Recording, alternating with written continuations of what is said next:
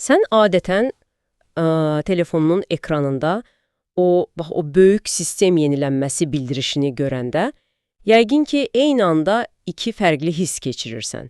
Yəni, bir tərəfdən, əla, hər şey daha sürətli və asan olacaq deyə sevinirsən. Digər tərəfdən isə istər-istəməz görəsən bu dəfə hansı funksiya sıradan çıxacaq, bateriyamın ömrü azalacaqmı falan deyə düşünürsən. Dəqiq. Yəni, hər şey qaydasında işləyirsə. İşləyən bir şeyi tam bilmədiyimiz yeni bir versiyaya qurban vermək riskidir bir növ. Sistem yenilənmələri həmişə belədir. Bax, təsəvvür et ki, bu bildiriş telefonun üçün deyil, birbaşa sənin səhiyyə xidmətlərin üçündür.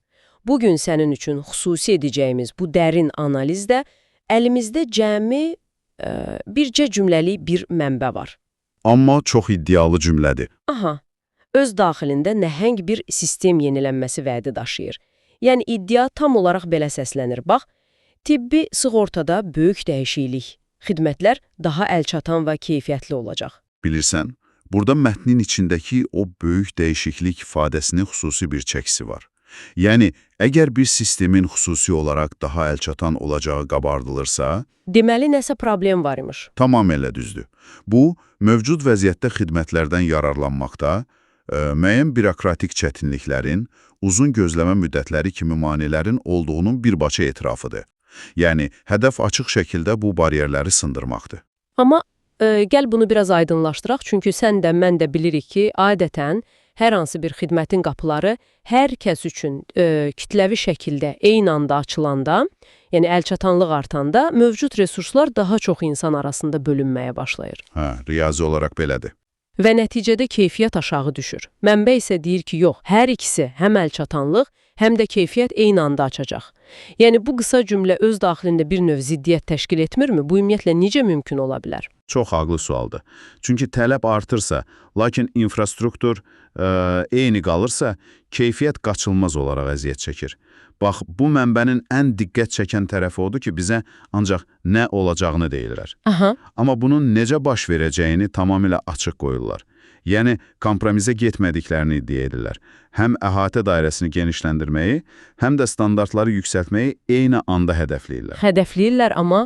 Amma real mexanizmin, yəni bu böyük vədin arxasında dayanan icra planının heç bir izahı yoxdur mətndə. Yəni, sanki deyirlər ki, çadırı sadəcə daha çox adam üçün açmırıq, ümumiyyətlə çadırı söküb, yerinə nəhəng, möhtəşəm bir bina tikirik. Düzdür. Amma tikinti planını bizə qətiyyən göstərmirlər. Məhz belə. Əgər sistemə sadəcə yeni xəstələr əlavə edilməyəcəksə və doğrudan da yüksək standart qorunacaqsa, bu o deməkdir ki, arxitektura tamamilə köklü şəkildə yenidən qurulmalıdır. Başqa yolu yoxdur. Yoxdur. Və mexanizmin yoxluğu fonunda bu həyata keçirilməsi demək olar ki, qeyri-mümkün görünən nəhəng bir bəyanatdır. Yəni, belə açıqlamalar adətən diqqət cəlb etmək üçün tərtib olunur.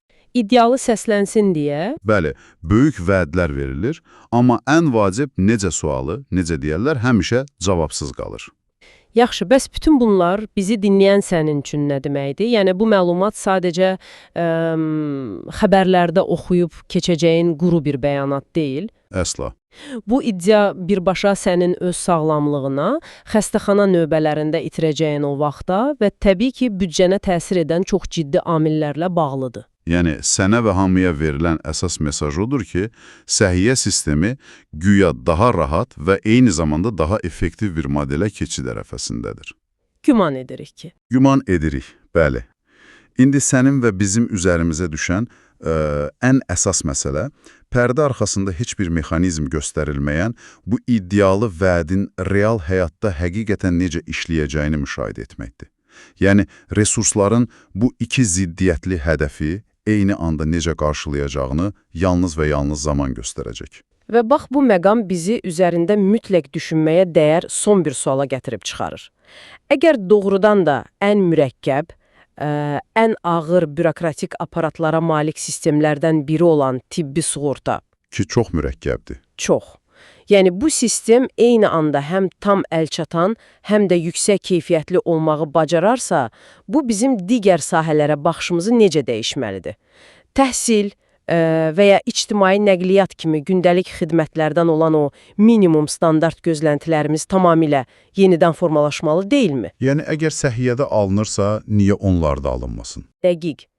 Sən necə ki, telefonunda o böyük sistem yenilənməsi düyməsini sıxdıqdan sonra, əgər yeni versiya həqiqətən də yaxşı işləyirsə, bir daha heç vaxt o köhnə və yavaş versiyaya qayıtmaq istəmirsən. Heç kim istəməz.